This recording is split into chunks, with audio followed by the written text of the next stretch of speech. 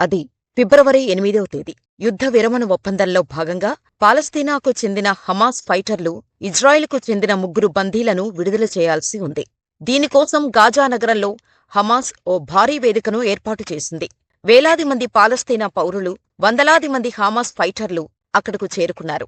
ఇంతలో ఇజ్రాయెల్ తరపున మధ్యవర్తిత్వం వహించటానికి వచ్చిన 2 రెడ్ క్రాస్ సంస్థ సభ్యులు వేదికపైకి వచ్చారు.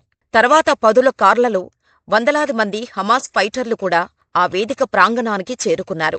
హమాస్ ఫైటర్ల నాయకుడు కారు నుంచి కిందకు దిగి అందరికీ అభివాదం చేశాడు. తర్వాత వేదికపైకి వచ్చాడు. రెడ్ క్రాస్ సభ్యుడు, హమాస్ నాయకుడు ఒప్పంద పత్రాలపై సంతకాలు చేశారు. తర్వాత ఆ హమాస్ నాయకుడు 3 ఇజ్రాయెల్ బందీలను విడుదల చేస్తున్నట్టు ప్రకటించి వారిని వేదికపైకి ఆహ్వానించాడు. దీంతో హమాస్ ఫైటర్లు కారులో ఉన్న ఆ 3 బందీలను కిందకు దించారు. వారే ఇజ్రాయెల్కు చెందిన 52 ఏళ్ల వ్యక్తి ఎల్ షరాబీ, 56 ఏళ్ల వయసున్న వహాద్ బెన్ అమీ, 30 ఏళ్ల కుర్రాడు ఓర్ లెవి. హమాస్ చెరలో 491 రోజులు బందీలుగా ఉన్న ఈ 3ని చూసి యావత్ ప్రపంచం నివ్వెరపోయింది. ఎందుకంటే వాళ్ళ శరీరాలు ఎముకల గూడులా మారిపోయి ఉన్నాయి. ఆ 3 చేతులు వణికిపోతున్నాయి. వీరిని చూస్తే గత ఏడాదున్నరుగా కనీసం భోజనం కూడా పెట్టలేదని అర్థమవుతోంది. వాళ్ళ శరీరాలు అంతగా బక్కచిక్కి ఉన్నాయి. ఈ 3ని మీడియాకు చూపించిన హమాస్ ఫైటర్లు వారిని రెడ్ క్రాస్ సభ్యులతో ఇజ్రాయెల్కు పంపించివేశారు. ఇజ్రాయెల్కు చేరుకున్న ఆ 3ని చూసి వారి కుటుంబ సభ్యులు, ప్రజలు భోరున ఏడ్చారు. బందీలుగా మారకముందు, తర్వాత వారికి సంబంధించిన ఫోటోలను ప్రపంచానికి చూపించారు. దీంతో హమాస్ ఫైటర్లపై సోషల్ మీడియాలో దుమ్మెత్తిపోస్తున్నారు. న్యాయం కోసం పోరాడుతున్నామని చెప్పేవాళ్లు ఇంత అమానుషంగా ఉంటారా అని ప్రశ్నిస్తున్నారు. ఇప్పటికే హమాస్పై మండిపడుతున్న అమెరికా నూతన అధ్యక్షుడు డొనాల్డ్ ట్రంప్ విడుదలైన ఈ 3 ఇజ్రాయెల్ బందీలను చూసి కోపంతో రగిలిపోయారు. హమాస్ చేసిన పనికి తనలో సహనం నశిస్తోందని ట్రంప్ ఆగ్రహం వ్యక్తం చేశారు. ఈ బందీలను హోల్కాస్ట్ బాధితులతో పోల్చారు. జర్మనీ నియంత అడాల్ఫ్ హిట్లర్ లక్షలాది మంది యూదులను బందీలుగా చేసి వాళ్లకు తిండి పెట్టకుండా ఘోరంగా హింసించి ఆకలితో అలమటించి చనిపోయేలా చేశాడు. 2వ ప్రపంచ యుద్ధంలో హిట్లర్ చనిపోయాక బాధిత యూదులను ఆ చెర నుంచి విడిపించారు. హిట్లర్ చేసిన ఈ హింసాకాండకు హోల్కాస్ట్ అనే పేరు పెట్టారు. తాజాగా హమాస్ విడుదల చేసిన 3 ఇజ్రాయెల్ పౌరులను కూడా ట్రంప్ హోల్కాస్ట్ బాధితులతో పోల్చారు. హమాస్ విడుదల చేస్తున్న ఇజ్రాయెల్ బందీలను చూస్తుంటే మనసు చలించిపోతుందన్నారు. బందీలు నెలల తరబడి ఆహారం లేకుండా గడ్డు పరిస్థితులను ఎదుర్కొన్నట్టు కనిపిస్తున్నారని ఆవేదన వ్యక్తం చేశారు. ఇవన్నీ చూస్తూ తాము ఇంకెంతకాలం సహనంతో ఉంటామో తెలియట్లేదని వ్యాఖ్యానించారు. బందీల పరిస్థితి చూస్తుంటే సహనం నశిస్తోందని వ్యాఖ్యానించారు. అలాగే బందీల పరిస్థితిపై ఇజ్రాయెల్ ప్రధాని నెతన్యాహు మాట్లాడుతూ బాధితుల బలహీనమైన, చిక్కిపోయిన శరీరాలను చూసి తాను దిగ్భ్రాంతికి గురయ్యానని చెప్పారు. వారి పరిస్థితి తనను ఎంతగానో కలిచివేసిందని ఆవేదన వ్యక్తం చేశారు. మరోవైపు ఇజ్రాయెల్ బందీలను చూసిన తర్వాత గాజాను స్వాధీనం చేసుకోవటంపై డొనాల్డ్ ట్రంప్ కీలక వ్యాఖ్యలు చేశారు. గాజా ప్రాంతాన్ని పూర్తిగా స్వాధీనం చేసుకోవాలని నిర్ణయించుకున్నట్టు ప్రకటించారు. ఇకపై గాజాలోకి పాలస్తీనా పౌరులు అడుగుపెట్టడానికి వీల్లేకుండా చూస్తానని సంచలన ప్రకటన చేశారు. నేను గాజాను స్వాధీనం చేసుకుంటా. గాజాలోకి పాలస్తీనా ప్రజలను తిరిగి అనుమతించటం అతిపెద్ద తప్పుగా భావిస్తున్నాను. హమాస్ తిరిగి బలోపేతం కావాలని నేను అనుకోవట్లేదు. గాజాను ఓ పెద్ద రియల్ ఎస్టేట్ సైట్గా నేను భావిస్తున్నాను. దాన్ని శాశ్వతంగా అమెరికా స్వాధీనం చేసుకుని ఏమాత్రం తొందర లేకుండా మెల్లగా అభివృద్ధి చేస్తుంది. అదే సమయంలో పశ్చిమాసియాలో శాంతిని తీసుకొస్తుంది అని ట్రంప్ అన్నారు. పాలస్తీనియన్లు తిరిగి గాజాలోకి వచ్చేందుకు అవకాశం కల్పిస్తారా అన్న విలేకరి ప్రశ్నకు బదులిస్తూ తన ప్రతిపాదిత ప్రణాళిక ప్రకారం పాలస్తీనియన్లకు గాజాకు తిరిగి వచ్చే హక్కు ఉండదని ట్రంప్ తెగేసి చెప్పారు. తన ప్రణాళిక ప్రకారం పాలస్తీనియన్లు నివసించేందుకు గాజా బయట 6 ప్రాంతాలు ఉంటాయని ట్రంప్ వెల్లడించారు. అక్కడ వారికి గాజాలో కంటే మెరుగైన గృహ వసతులు ఉంటాయని చెప్పారు. ఐక్యరాజ్యసమితి లెక్కల ప్రకారం ఇజ్రాయెల్ హమాస్పై చేపట్టిన యుద్ధం దెబ్బకు దాదాపు 90% మంది గాజా ప్రజలు ఇళ్లను వదిలేసి ఎక్కడెక్కడికో వెళ్లిపోయారు. వారి గురించి ట్రంప్ ప్రస్తావిస్తూ పాలస్తీనా వాసులకు పశ్చిమాసియాలోని దేశాలు అందమైన ప్రదేశాల్లో ఇళ్లను నిర్మిస్తాయన్నారు. ట్రంప్ ప్రకటనను ఓ విప్లవాత్మక, సృజనాత్మక ఆలోచనగా ఇజ్రాయెల్ ప్రధాని బెంజమిన్ నెతన్యాహు అభివర్ణించారు.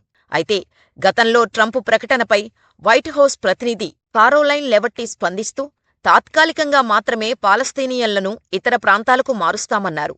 మా మిత్రదేశాలైన ఈజిప్ట్, జోర్డాన్లు శరణార్థులకు ఆశ్రయమిస్తామని ఆశిస్తున్నాను. అప్పుడే వారి ఇళ్లను మేము పునర్నిర్మించగలం. వారిని తాత్కాలికంగా మాత్రమే గాజా నుంచి బయటకు తరలిస్తారు. అలాగని అమెరికా ప్రజల సొమ్మును ఇక్కడ పెట్టుబడిగా పెడతారని అర్థం కాదు.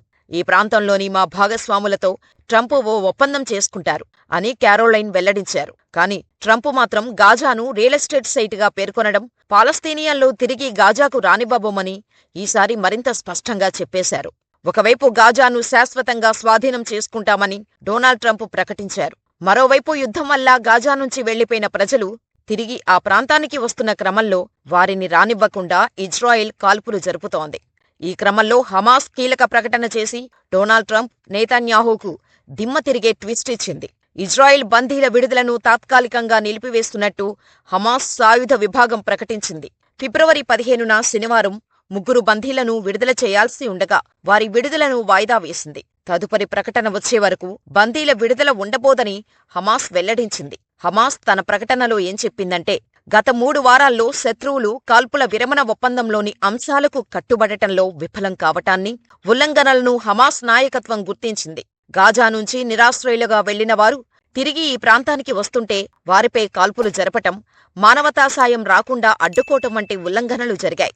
ఈ కారణాల వల్ల ఫిబ్రవరి 15న శనివారం జియానిస్టు ఖైదీల విడుదలను వాయిదా వేస్తున్నామని హమాస్ తన ప్రకటనలో పేర్కొంది. కాల్పుల విరమణ ఒప్పందం ప్రకారం మొత్తంగా 33 మందిని ఫస్ట్ ఫేజ్లో విడుదల చేయాలి. అందులో 16 మందిని ఇప్పటికే హమాస్ విడుదల చేయగా మరో 17 మందిని విడుదల చేయాల్సి ఉంది. అయితే ఆ 17 మందిలో 8 మంది ఇప్పటికే మరణించారని ఇజ్రాయిల్ అంటోంది. అంటే 9 మందిని హమాస్ విడుదల చేయాల్సి ఉంది. మరోవైపు 1900 మంది పాలస్తీనా ఖైదీలను విడుదల చేయటానికి ఇజ్రాయిల్ అంగీకరించింది. దాని ప్రకారం ఇప్పటికే 100 మంది పాలస్తీనా బందీలను ఇజ్రాయిల్ విడిచిపెట్టింది. ఈ క్రమంలో బందీల విడుదలను నిలిపివేస్తున్నట్టు హమాస్ ప్రకటించింది. అలాగే గాజా విషయంలో ట్రంప్ ఆలోచనలను హమాస్ తీవ్రంగా తప్పుబట్టింది. కొనుగోలు చేసి అమ్మడానికి గాజా ఏమీ రియల్ ఎస్టేట్ సైట్ కాదు, అది మా పాలస్తీనాలో విడదీయలేని భాగం అని తేల్చి చెప్పింది. హమాస్ ప్రకటనతో రగిలిపోయిన డొనాల్డ్ ట్రంప్ ఈసారి డెడ్లీ వార్నింగ్ ఇచ్చారు. ఫిబ్రవరి 15వ తేదీ నాటికి బందీలందరినీ విడుదల చేయకపోతే నరకమంటే ఏంటో చూపిస్తానంటూ హమాస్కు సంచలన వార్నింగ్ ఇచ్చారు. హమాస్ చర్య భయంకరమైనది. కాల్పుల విరమణ విషయంలో అంతిమంగా ఏం జరగాలనేది ఇజ్రాయిల్ నిర్ణయం. కానీ నాకు సంబంధించినంత వరకు శనివారం మధ్యాహ్నం 12 గంటల్లోపు బందీలందరినీ విడుదల చేయాలి. లేకపోతే మీరంతా నరకం చూడాల్సి వస్తోంది.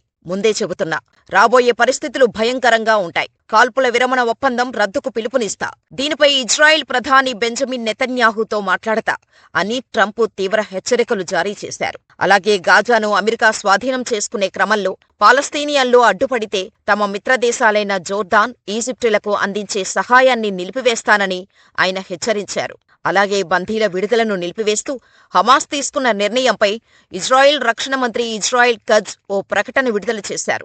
బందీల విడుదల, కాల్పుల విరమణ ఒప్పందాలను హమాస్ ఉల్లంఘించింది. గాజాలో ఎలాంటి పరిణామాలు జరిగినా ఎదుర్కొనేందుకు సిద్ధంగా ఉండాలని ఐడిఎఫ్ను అప్రమత్తం చేశా.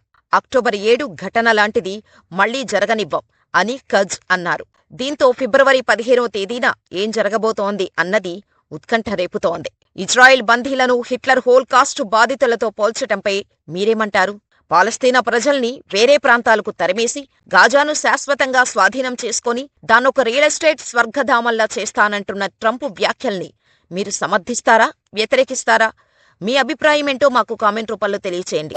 ఇలాంటి మరిన్ని వీడియోల కోసం మన ఛానల్ని సబ్స్క్రైబ్ చేసుకుని ఈ వీడియో మరింత మందికి చేరేలా లైక్ చేసి షేర్ చేయండి.